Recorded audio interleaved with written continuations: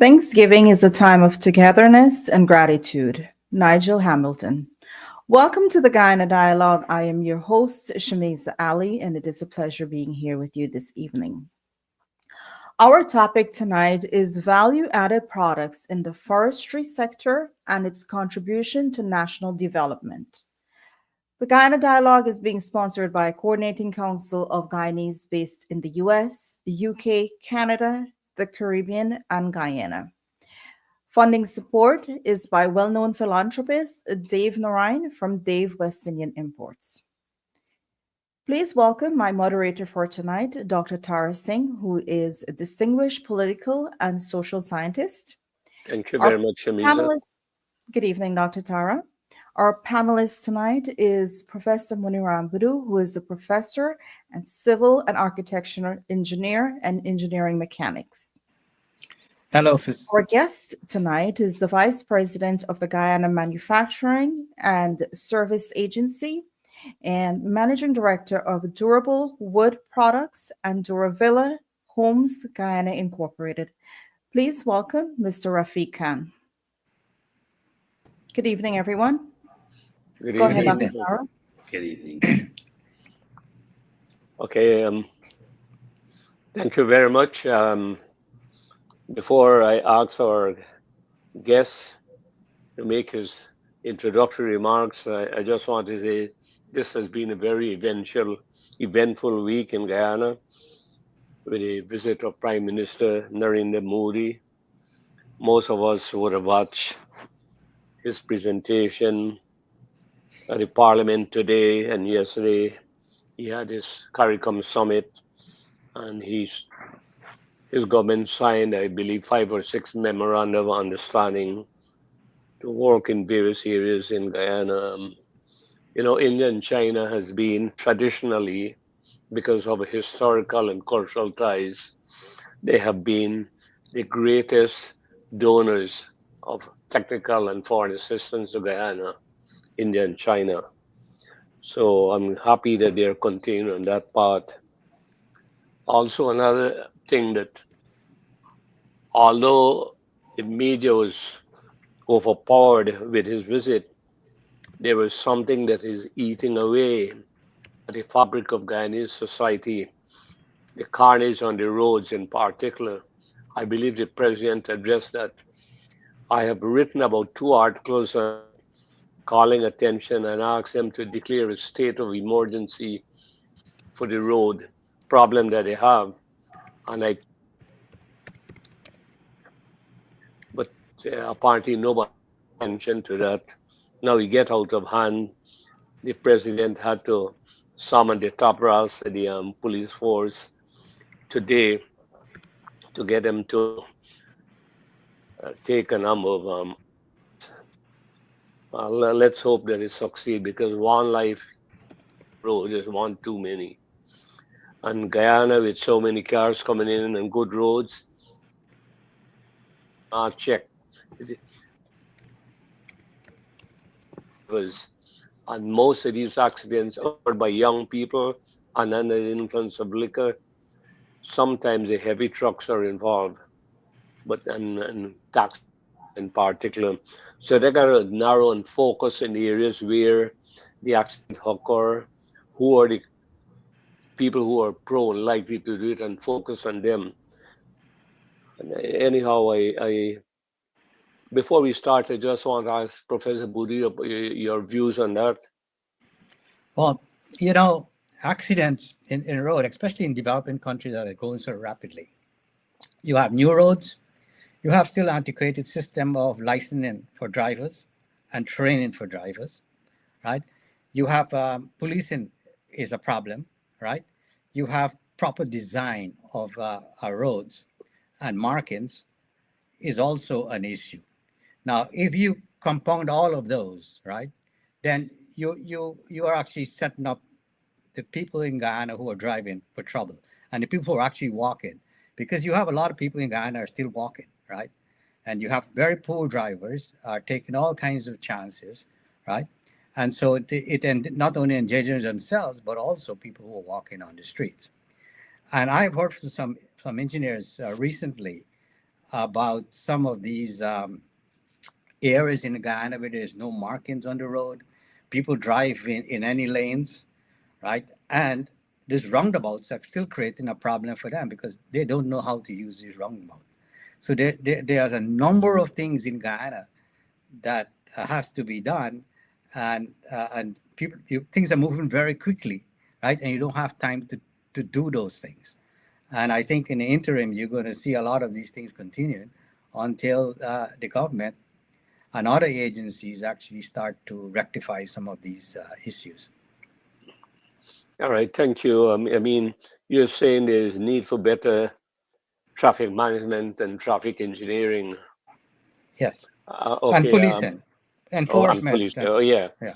And let me just ask our distinguished guest his Mm. point of view on this before we go to our subject proper, because I'm sure he uses the roadway regularly. And go ahead.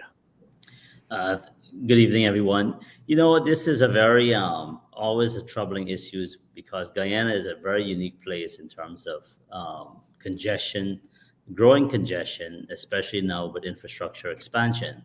And at times, we want to bear up because this is once in a lifetime opportunity that we have in expanding the country in every aspect possible. You're seeing development and trucks, sand trucks moving. These trucks has to move, and limitations sometimes could prevent the development and the expansion. However, what we do need is more advocacy in courtesies and on the road. Users on the road, I find today, especially in Guyana, they just abuse their privileges that they have. They have overweight trucks. They are speeding. Um, there's a lot of signs, more and more signs. There's their bumper, their barriers in the road to ease up the speed as well. However, we need more advocacy in helping users to be sensitive to the others. I mean, you have trucks that are just overtaking, huge trucks that are overtaking regular vehicles. You shouldn't have a big sand truck or a heavy laden truck overtaking a normal driving vehicle. So these are courtesies that you see happening that we need to have make sure that the drivers are being courteous to the road. They go to other countries and they don't do that. Why do it in Guyana? So we need more sensitivity and training and helping others to understand to respect the road, especially during these expansion periods that's happening in Guyana. And people need to plan ahead. Um, Before you have a meeting right in Georgetown, you can plan 15 minutes and get around anywhere in Georgetown. You need to plan ahead and don't rush it. Plan at least 30 minutes actually, or minimum. Sometimes I even plan 45 minutes leaving my office in Georgetown and going to a meeting in Georgetown just to avoid any unknown. So we need to plan ahead so we wouldn't be rushing, speeding, but we also have to be courteous and have more awareness and courtesy with users on the road. No, Tara, I want to make one more Yeah, comment. yeah, go ahead. What's important here? I've outlined, and I think Rafeek seems to agree with me on these issues of training and sensitivity. So we can have all of these number of things that we can list. I think there needs to be a study on what is it are the primary reasons for these traffic accidents in Guyana, right? And I think it's obvious that whenever you can transfer has all these fancy roads, but you have to transcend people, right? So it's not only the transformation in terms of roads and bridges and all these things. You have to be able to transfer. You have to have the training. You have to know where your people are and where you want to bring them with all these resources that you're putting into the country. You finish? Yes. All right. I don't know. It's a very serious problem, and Mm-hmm. they are look at the way how you structure the grant of license as well. Mm-hmm. As you know, in New York State, for example, licenses are not granted by the police, they're granted by authorized garages who are authorized by the state. So you free up police to do work on the street. In Guyana, police still grant license. I don't know if the government will look into that. And you need to free up the police to do police work. And that will obviate the need for the temptation for corruption, etc. But that is another topic that we should really get going on. Now, Mr. Khan, thank you for sparing your time today. First of all, the forestry sector has not been making the news as oil, for example. Everybody is preoccupied with oil. And now with impending elections, they are occupied with election related matters. But forestry plays a very important, significant part in the development of Guyana, as well as to provide employment in the forestry sector and subsidiary industries. Now, can you tell us what's forestry contribution to GDP and to labor growth in Guyana as a start? Yes, well, first of all, thank you for this opportunity and especially highlighting the Guyana Manufacturing Services Association. I've been part of the association for a number of years and serving the association. Many of the viewers may not know the significant work that the Guyana Manufacturing Association plays, commonly known as the acronym GMSA. The association incorporates various sectors. We have 7 subsectors, but 2 of our major subsectors, that is non-oil, and we are mainly non-oil in terms of our membership. The agro-processing subsector, and the forestry subsector are the 2 leading subsectors that we have in the country that really drives the entire organization in a major way. So with regards to the GMSA and its membership support, we have approximately 300 members in the organization across all sectors. And value added is the core of the Guyana Manufacturing Services Association. Value added in terms of converting natural resources into finished products and processed products. So I want to say thank you for this opportunity. And the forestry sector as a whole has been increasing in its GDP growth significantly.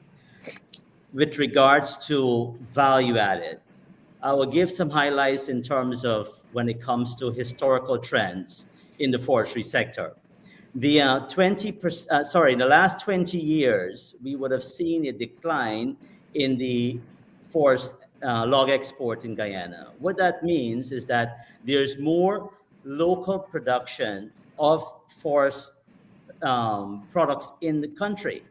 Before, we had a significant amount of our logs going to India and going to China. Now we have most of those logs are retaining in country because of the massive growth, not only in the last 5 years, but in the last, I would say, even 10 years or so, 10, 15 years, you would have had more value addition in the country. So the GDP growth is averaging about 3.5% currently in the country. And in terms of labor contribution, we're about 24,000 employment within the forestry sector. This is stemming from a truck driver, a person who cut trees in the forest, to a person who actually trucks the logs, brings it to the sawmill. The entire value chain from the forest all the way to the sawmill and to the export point and to the customer's home encompasses about 24,000 persons in the forestry sector and growing. So it contributes significantly, and most importantly, we have a lot of dependency in the country for small loggers especially, because a lot of small agro-processors as well as loggers, their livelihood depends on our forests. So it is important to note that the contribution to the GDP and employment in the forestry sector plays a pivotal role with regards to Guyana's growth and development, and especially now because there's a growing demand for value added. I'll pause for the moment because I know we have many other things to discuss with regards to the products itself. Yeah, the forestry sector has said the logs, export of logs had declined because more of the local production is used locally because of the expansion of the housing market in Guyana. Is that right? Yes. Now, you mentioned India and China used to be two of our major customers. What about the UK? I am reading somewhere where UK and even the United States would import some of the, especially the green art. So historically, Guyana green heart, and I must let you know that green heart only grows in Guyana, very unique. So over the last, let's say, 100 years, the British would have pioneered green heart to use in UK, and then following that, other countries learned about the engineering strength and hydraulic strength of green heart, and that's when a lot of governments start using green heart for hydraulic and engineering application. Um, in New York, for example, the Coney Island Boardwalk was constructed using green heart. The the Staten Island Ferry, green heart piling, the Brooklyn Bridge the pedestrian bridge that you walk on is green heart that many people don't know. The pedestrian bridge that you cross over is green heart, 2x4 green heart. So green heart, because of its properties and durability, it has really proven itself over the years. So the news, sometimes you may hear that, oh, we are not utilizing or sustaining our forest well, because at one point there was a little restriction of green heart going to the UK because of concerns that we may not be environmentally sensitive with our forests and our logging. But I must say that our production rate in Guyana is very low in terms of forest, and we'll talk a little bit more about that. But with regards to the usability of green heart around the world, Europe utilizes about 15% of our supply from Guyana. The Caribbean is about 35 or so percent. Locally in Guyana, you have a significant amount growing. In the United States, we have perhaps about 10 to 15% of our green heart being used in the United States. But generally across the world, Middle East, Europe, Asia, all of the major hydraulic engineering application for government projects, especially when it comes to ports and sea defenses and fenders and these type of application, Guyana timber has touched almost every part of the world when it comes to those applications.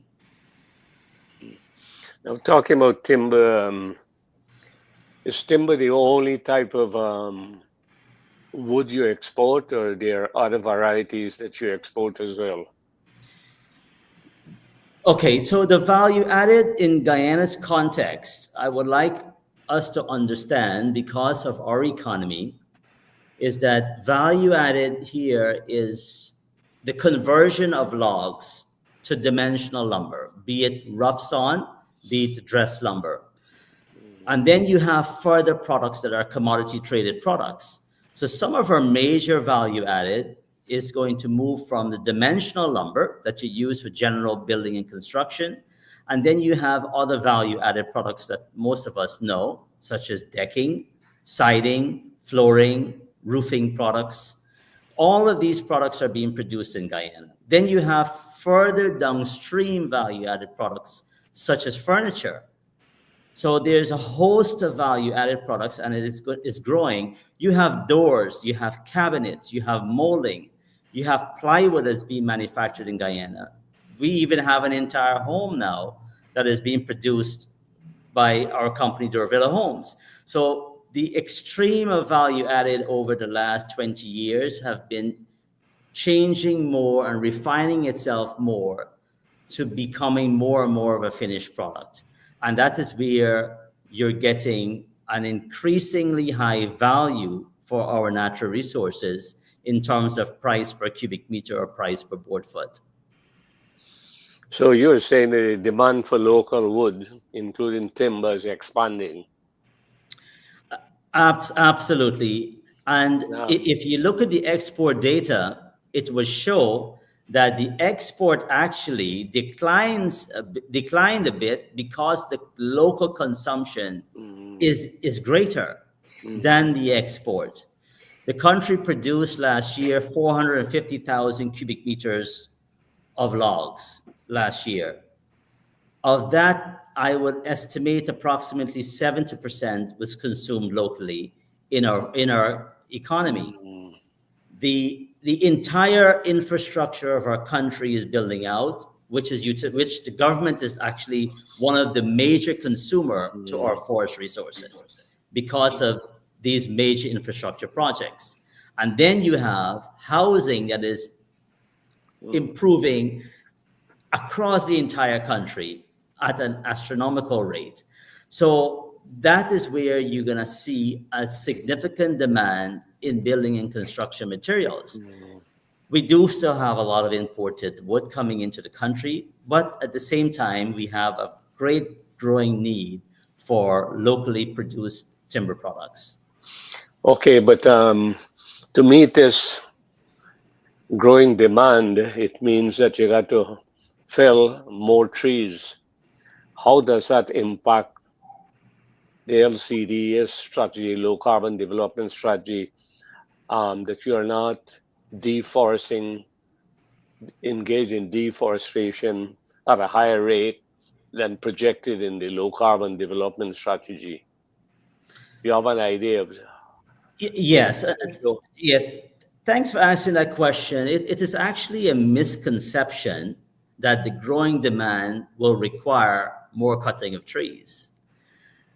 The growing demand is going to help stakeholders help convert their current allowable cut because there's a quota. You cannot just go cut trees based on demand. Presently, the allowable cut in our entire forest is limited to a percentage that does not exceed more than 1% or less than 1% of deforestation in the country. It will never improve or increase, sorry. So we're actually right now is about 1/10 of 1% deforestation. And deforestation meaning for all sectors, whether it's building of cities, development of industries, as well as manufacturing, farming, agriculture, mining, and so on. So the deforestation rate is significantly lower than actually is, I believe, is the second lowest in the world of all countries. That being said, to answer your question, the growing demand for timber products in the country is an opportunity for companies to do more value addition, taking their allowable cut of logs. Each company will have a quota based upon their forest size. And to simply put it, those companies, instead of selling raw material, being logs, to India or to China or wherever, they can now convert that raw material and get at least 3 times the value they would have gained by just selling a truckload of logs. So this is where the opportunity is great for those who want to invest in the forestry sector and invest in value added. And value added now, you're taking that allowable cut of logs, converting it into dimensional lumber, into doors, into flooring, into siding, into all of these products that the hotels are now looking for, the housing market is looking for. So we have, I would say, a significant opportunity, but challenge alike, because we have to scale up quickly in order to meet the quality and demands in the local market for these products that the consumer is demanding. Thank you very much. Professor Budu, Yeah. over to you. Okay, Rafeek, good to see you again. Thank I mean, you. just following up on what you have just said, uh, all the list of things you have actually told our guests, our viewers, are really downstream value added stuff. Who has the major contract in Guyana for forest resources? There's no such thing as a contract for forest resources. You have to apply for Mhm. concessions, forest Mhm. concessions. Mhm. It goes through a process of due diligence and approval and a lot of vetting. And our forest concessions are divided into various types of forest concessions. For example, the largest type of forest concessions that larger companies will have is called a timber sales agreement. That is anything greater than 20,000 acres of Mhm. forest. Um, Anything less than 20,000 acres is a lease or a state forest permission for those smaller operators to do harvesting of logs. Now, those persons need to apply, and when granted, they have to keep with the code of practice in terms of logging. You just don't get a concession and then get a contract. So getting a contract to go cut trees is really a tedious process. The Guyana Forestry Commission, who is a regulatory body in Guyana, is the regulates our forests, and it is internationally in compliance with all countries, but it's also enforced by the Guyana Forestry Commission. The Guyana Forestry Commission has approximately 500 staff, I would say. And with those staff, a great percentage of them are enforcers to our forests throughout the country. You cannot move a truckload of logs from one point to the next without being checked for approval. So the process is extremely rigorous, and I would say well enforced, to ensuring timbers are harvested legal and contracts giving out for forest has to be properly monitored and is constantly being monitored. Every year there's a review for every company. If they do not perform according to standards, they cannot continue the next year. Mhm. Now, so you have concession, you have the approval. Which is the largest company in Guyana? Do you know? I would say there's no such thing as the largest company in Guyana. How do you define company? Or maybe the company who has the largest forest concession. But the largest company is usually based upon the revenues that they produce. So in the past, we would have had a lot of large foreign companies in Guyana from India and China and Malaysia who would have been operating in our forest. Those companies would have diminished, and many of them are not existing to date or performing as much to date with regards to operating in our forest.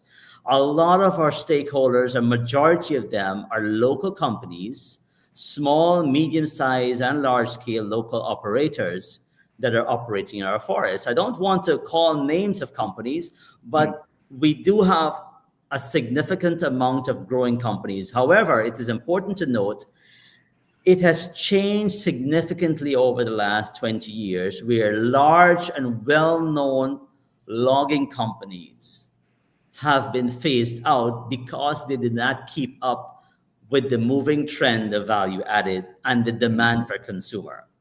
And also the changing with regards to environmental practices of sustainability worldwide and so on.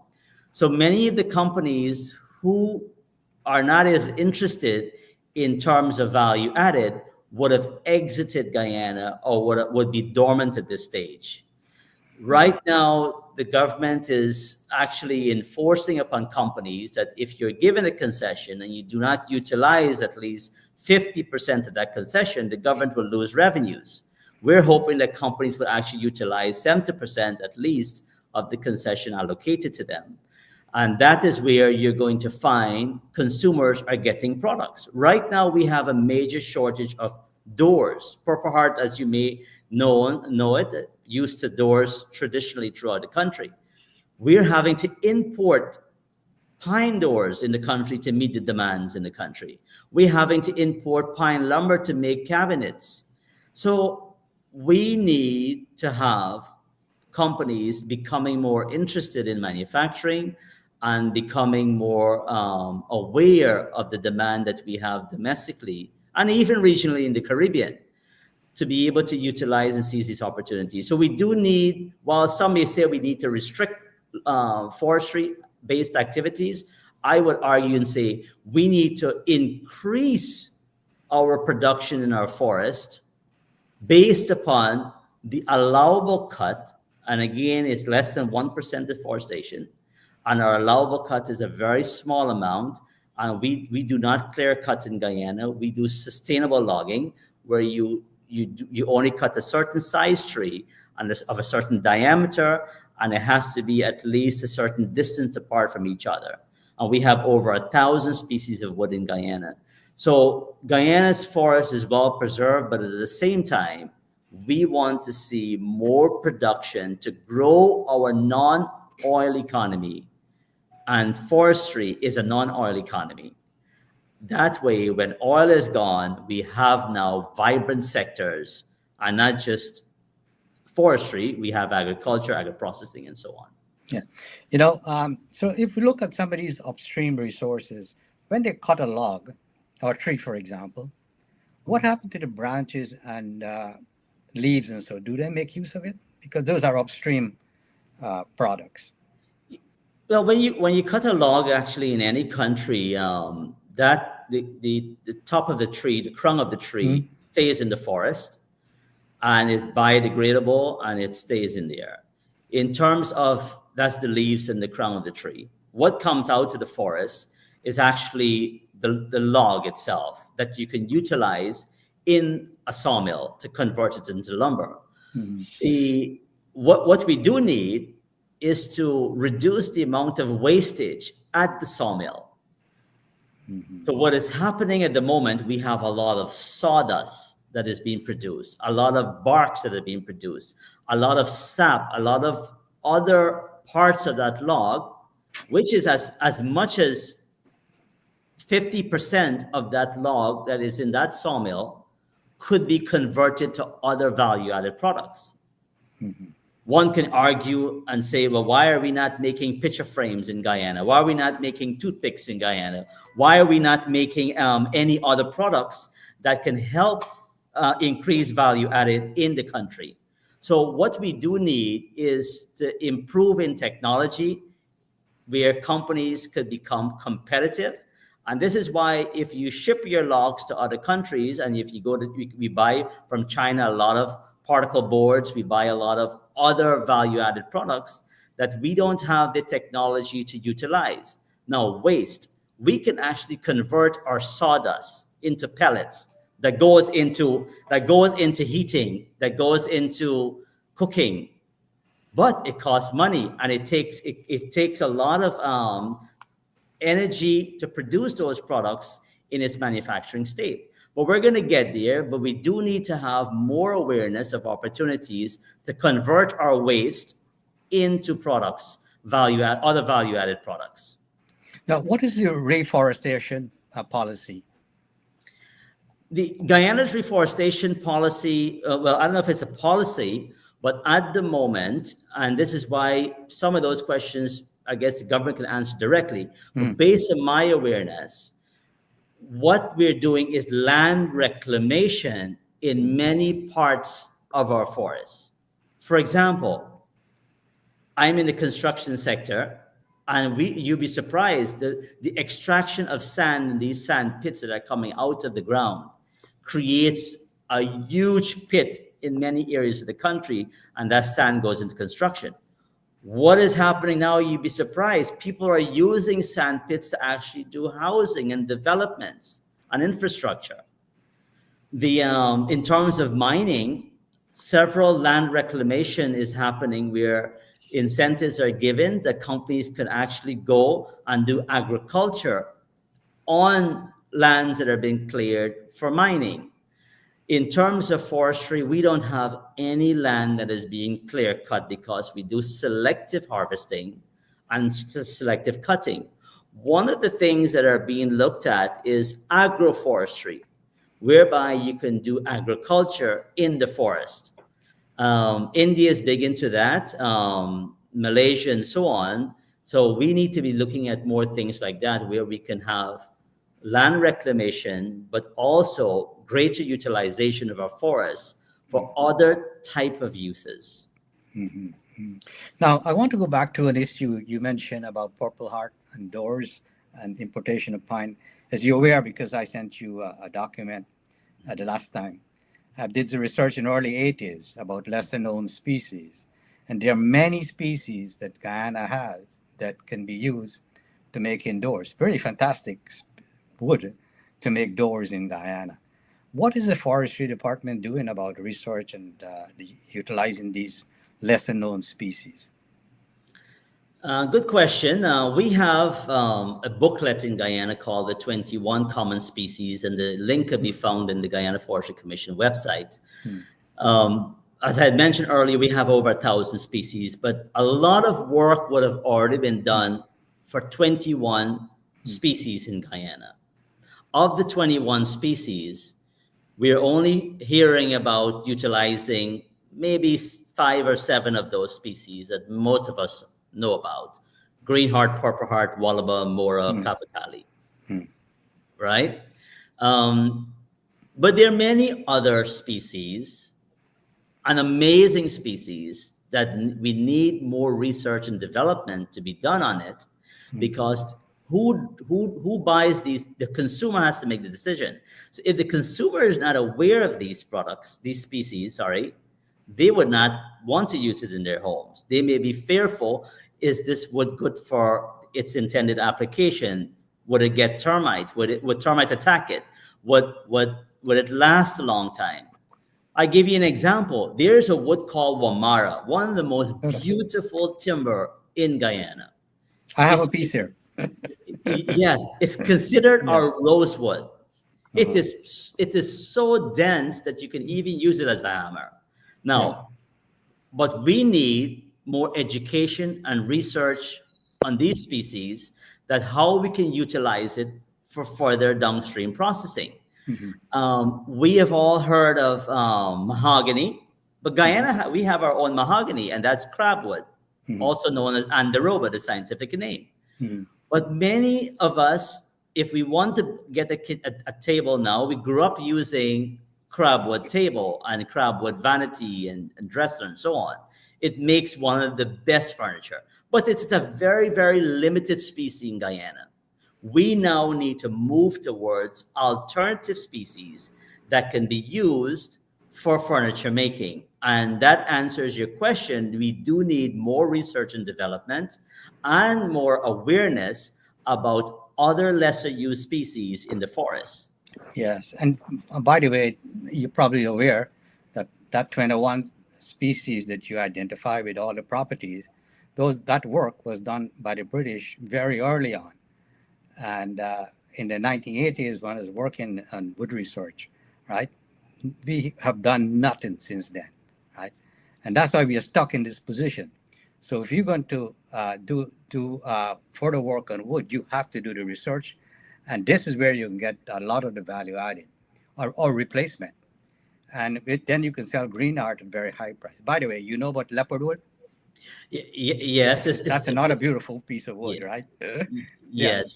Well, you have leopard wood and snake wood Yes. species, but Guyana, we have a small amount of leopard wood, but we have more abundance of snake wood. Beautiful species that many people don't know about, that you can use to make little, you can make pens, bowls, a lot of crafts. And some of these woods can sell by the ounce or by the pound. Yeah, yeah. Now, let me ask you some questions here, mainly towards your business angle here. What is the estimated cost per square foot for your house compared with a concrete block? The price per square foot, let's say for a 2-bedroom, 600 square feet home, 2 or 3 bedroom home in Guyana locally, is going to be around 50 to $60 per square foot installed.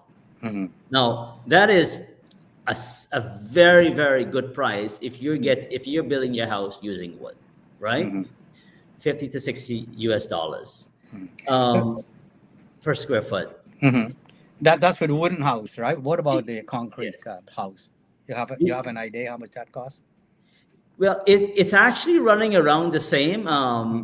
For in Guyana's context, if you're building a concrete house, it's about $55 to $60 per square foot. Now, those prices are changing drastically. Now, the price I gave you earlier is for a basic small house.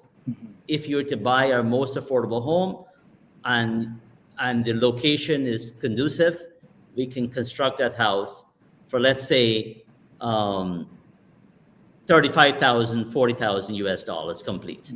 Okay, turnkey, including foundation.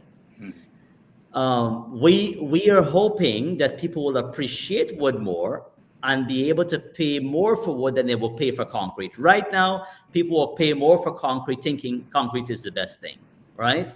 But wood is actually, to me, in my opinion, and it's actually proven, it is one of the most sustainable natural resource and more best way that you can use in building a house in terms of carbon footprint, in terms of the health wise, in terms of living in a home, in terms of breathability and all those type of aspects and sustainability and so on. So a wood home deserves to be about $75 to $100 per square foot. At the moment, we are able to deliver a complete house between $55 to $65 a square foot, which is about the same price as concrete. I'm sure you're aware that Elon Musk is selling a house for about $18 a square foot, right? And that's the base house.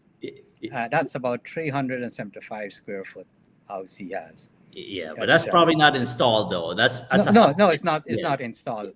Yes. So you have to pay more. You're looking at another $20 there, but it's still reasonable. But the figures you gave doesn't include the land cost. I'm just want to make sure the your viewers is aware that doesn't include that land cost. How much is that approximately a lot in Guyana, say on the East Coast or East Bank? Oh, that is changing drastically. So it's actually, if you're applying for a lot through the government, and I encourage many people to make sure that follow up with your applications and so on, but those persons would have been paying from, I would say, $2,000 for a lot, and as much as maybe $10,000 a lot. It all depends on location, right? You've probably heard of locations for housing development as far as Silica City, right? That you're having young professionals and even those from the diaspora who are willing to come and live in Guyana, not to just look for homes in the city. But we're encouraging people to start thinking more Yarrababra, Linden, Soosdijk. You know, we don't have to look at higher priced homes, but to buy a house or land in Georgetown, forget it. You may end up spending at least, I would say, $200,000 per acre in a prime, pristine location, or more than that. I mean, a house lot in Georgetown can very well cost you $200,000. Yeah, it's much more than Florida. Yeah, or even I've seen house lot for at least $500,000. Yeah. And we're talking about 10,000 square feet. We're not talking about an acre or so on. Yeah, in terms of context, I just want to let our viewers know that in the U.S., on average, a wooden house costs between $100 to $200 per square foot. A concrete block house costs between $150 to $250. That's the average from the National Timber Products Association. All right, let's. I would like you to clarify this thing about reforestation, the replanting of timber that is felled. Do you have do the Forestry Commission have an active program to replant trees to replace those that were felled? Yes, there's a very active project happening presently, and it started many years ago. The Forestry Center on Yarracabra, they have they have thousands of seedlings that are constantly being planted and being installed in various parts of Guyana. What is important to note is when it comes to reforesting the forest that is used for logging, you cannot do that. The forest naturally replants itself by the way we do logging. The seedlings from the tree falls in the ground, and you have natural planting of growing of trees, because we don't clear cut. So when that tree fell, when the felling of the tree to the ground is called directional felling, does not hit another tree, and it is should not. And then when that tree is extracted from the forest, it is removed through a skid trail. And in that process, you don't really have the need to do replanting of trees in an harvested area for logging. However, for land reclamation, that happens in areas in savannas, in mining, in clear felling area that has to be for construction and development.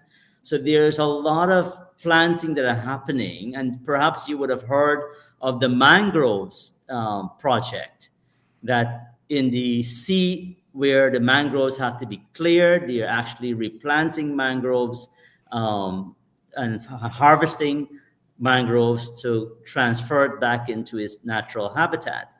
So we have a lot of that already happening in Guyana and continuing to happen to increase the more diversity of our timber species. As a matter of fact, there's a project upcoming to plant 50,000 trees in the developed cities of Georgetown, where we're bringing trees from our natural habitat in the forest and planting them around the cities. That is a recent project that was just announced within the last couple of weeks in Guyana. Now, the furniture industry, the local furniture industry, they still have to import some items. You mentioned a few of them, but is the local furniture industry able to meet the demands of the local housing sector, or they still got to import huge amounts of furniture from overseas, or furniture parts? Yes, so there's a large amount of imports that are happening for furniture manufacturing because we don't produce many of the items, especially the hardware items and the glue and a lot of the input to manufacturing. The in Guyana, we can get plywood locally to purchase, but then we have certain types of veneer that needs to be imported for making your finished furniture. We have other types of locally made furniture without using our natural wood, because our natural wood requires a lot more drying in order to make the furniture. So many persons still import softwood to make their furniture as well. But what we want to do is, as you mentioned earlier, more research should be done in what species that we can find in Guyana in order to reduce the importation of input to manufacturing for furniture. But a great amount of plywood is being imported into Guyana for making furniture. A lot of veneer is being imported to make furniture because we do not have sufficient amount in the local market to make the high value furniture that is required.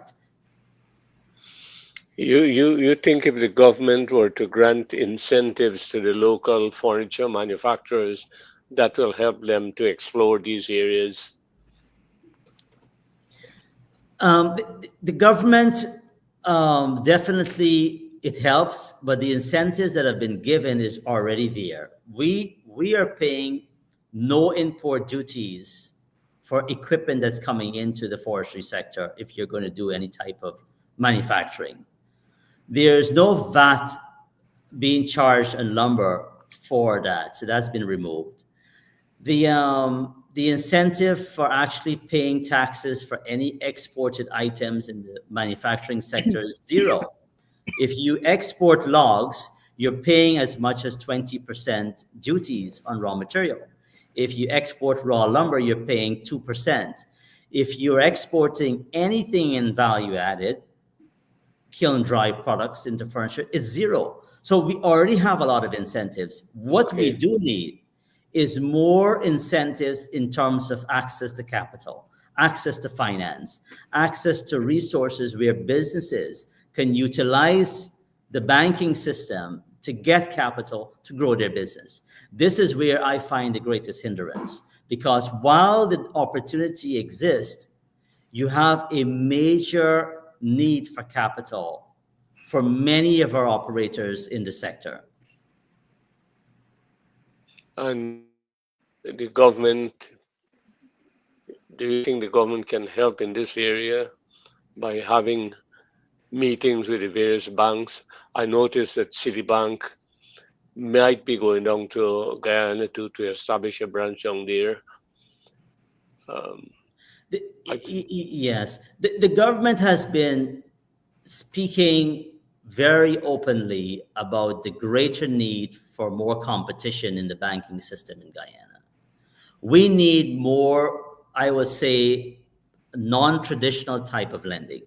For example, if companies in North America and the rest of the world could lease a tractor if they don't have money to buy a tractor, or they can lease money to buy a sawmill. Sorry, they can lease a sawmill versus purchasing. And there's many advantages to leasing of tax incentive, tax write-off, and so on.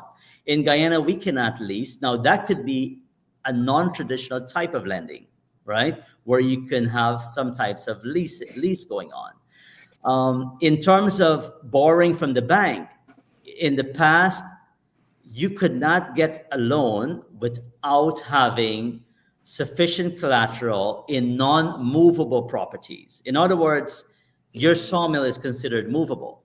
You get a loan based on your sawmill, it would not be justifiable. The bank will not grant you a loan. Now, those are things that are changing.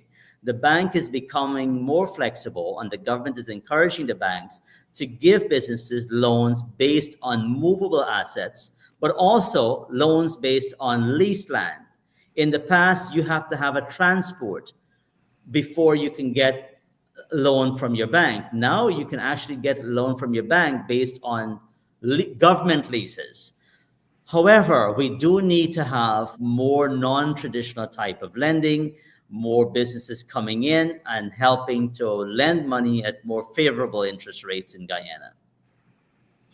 so what do you see as a major constraint in the development of the forestry sector and the value added?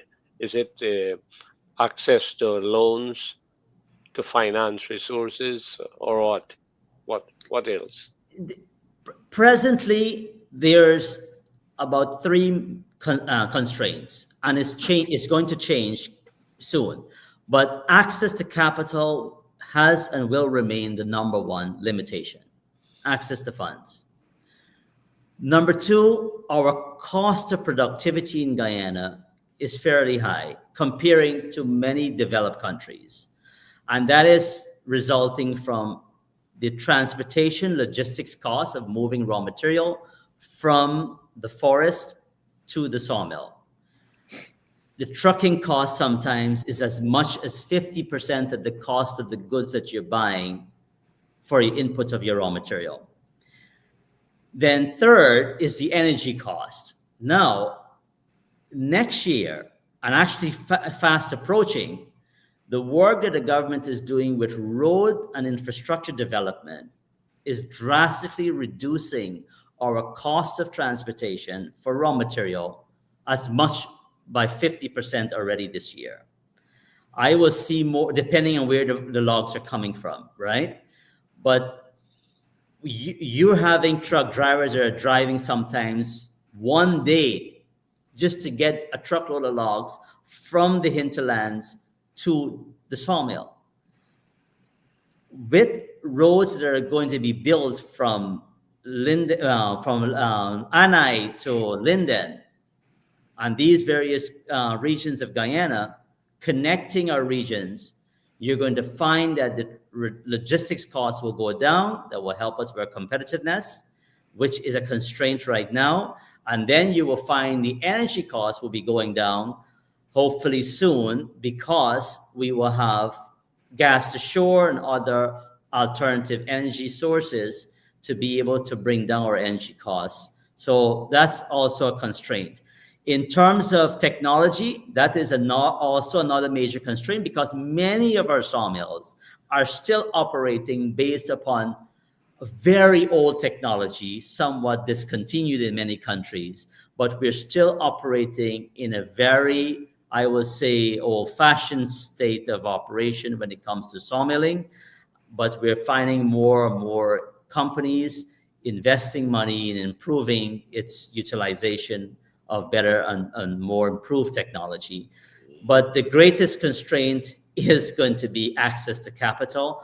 Markets is not a constraint, because anyone seeking to invest into the forestry sector, you're having an abundant market locally in Guyana and within the Caribbean. All right, thank you. Shamisa, any question for Mr. Khan? Shamisa?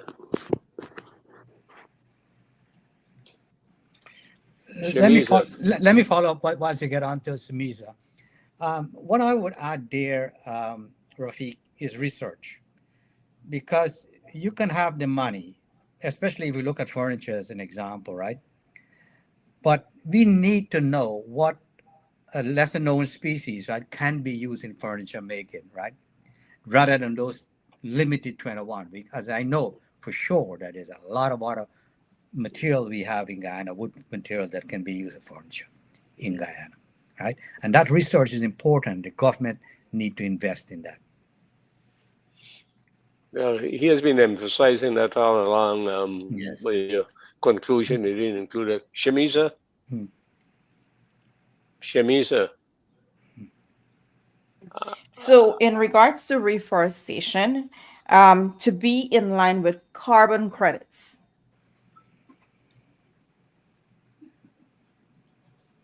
Okay. Mr. Khan? Yes, what's the question? The question is, any words on reforestation to be in line with carbon credits? Okay, so carbon credit, I would say, is going to be something new. Like, let's say you want to have a pine plantation in Guyana, or which some countries will plant trees to get carbon, and sell those carbon to the government or to other countries. That has not been is not being run privately now. It's something new that is being proposed by many stakeholders, that they wish to start some type of plantation in Guyana and then sell back the carbon.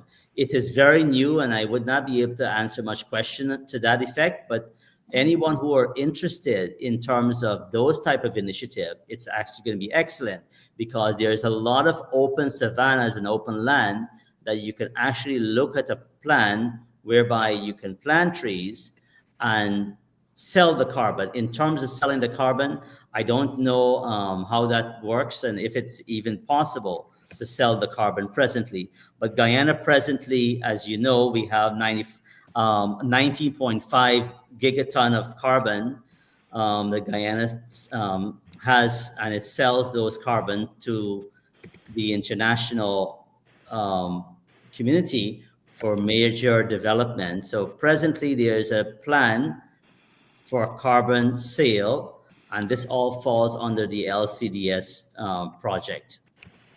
Thank you. And this question is from Lapanche. He says, Mr. Khan mentioned about working remotely. Would like to know how and who could be partnered with to work remotely. Interested in providing project management services. Thanks. Yeah, working remotely, I've tried to do it. I actually live in the U.S., live in Guyana. but you have great limitations in working remotely. It still requires you to be here at least once every 3 months or 6 months. But technology is changing significantly. The IT space, so the IT development, those who wishes to work remotely should seek opportunities in the IT sector, because right now, for example, if you're a web developer, a web designer, you can work remotely. If you're supporting, let's say, anyone in a data space in terms of data security and so on, you can work remotely. In terms of consultancy, you can work remotely. So it all depends on the field that you're in. There's opportunities, but I always find it helpful for companies who seek to work remotely to have some type of connections in terms of partnership or alliance locally in Guyana, because at the end of the day, you have to be present, you have to go to meetings, you have to show your face, show your company. So if you want to work remotely, partner with a local company to have at least a local presence. Remote working is very, to me, limited to a point in terms of exposure, but it's there, it's all depending on the sector that you're targeting. Perfect. Thank you. This question is from Danny Singh. Mr. Khan, why is it so expensive to cut and process timber in Guyana? Do the government help the small loggers and sawmillers in Guyana? The help that is given to the small loggers will really be indirect help and benefit. So the small loggers doesn't have to follow the same type of guidelines as large companies in terms of cost of their operation.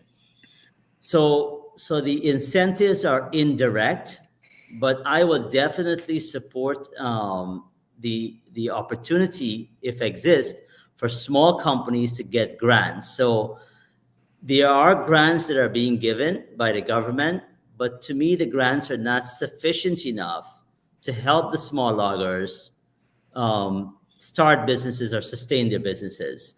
And this is a challenge that we have for a lot of small businesses, and especially small loggers who are seeking to go into downstream processing and value added. Thank you very much. We will now ask you for your closing remarks. I wish to thank you again for this opportunity, and look forward to further engagement, because value added in the forestry sector it's complex, as you would have seen and understand here. And Guyana is growing at a pace that I believe the opportunity exists, and it is ripe for companies to invest in our sector, invest in the country in terms of value addition. Don't be fearful of this sector, because this sector has vast amount of profitability, but you have to spend the time, and you have to devote the time into research, development, and investment. But I would like to thank you again, and thanks to the Guyana Manufacturing Service Association, who gets the news out there to improve and encourage value added. Thank you very much. Thank you to our panel. Thank you, Dr. Tar, our moderator, and to our guest, Mr. Rafeek Khan. Thank you for being here this evening. To all of our viewers, thank you so much. I would like to wish, on behalf of the Guyana Dialogue, I would like to wish everyone a very grateful Thanksgiving. Until next time, I am your host, Shamiza Ali, and this is the Guyana Dialogue. Good evening, everyone. Good evening. Thank you very much, Mr. Khan. Thank you, Professor. Thank you, Shamiza. Have a wonderful Thanksgiving.